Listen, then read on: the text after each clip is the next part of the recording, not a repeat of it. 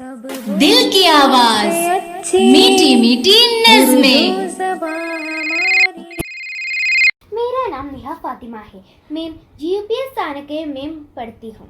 चमकता है ताज नज़म सुनाती हूँ। ये हिंदुस्तान है हमारा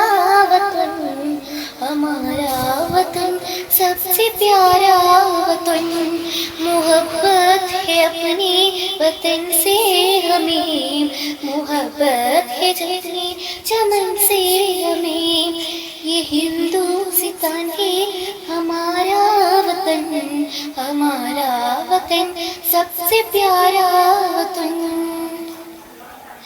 यहाँ चांदनी में चमकता है ताज, ज़माने के दिल पर जो करता है राज। यहाँ चांदनी में चमकता है ताज, ज़माने के दिल पर जो करता है राज। हिंदुस्तान है हमारा वतन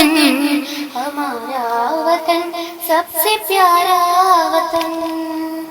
हमें प्यार अपने एलोरा से है, हमें प्यार अपने अजंता से है, हमें प्यार अपने एलोरा से है, हमें प्यार अपने अजंता से है।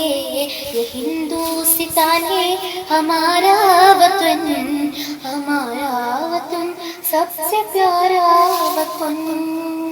यह दुनिया के आंखों का तारा वतन, ये हिंदुस्तान है हमारा वतन। ये दुनिया के आंखों का तारा वतन, ये हिंदुस्तान है हमारा वतन। ये हिंदुस्तान है हमारा वतन सबसे प्यारा वतन। शुक्रिया।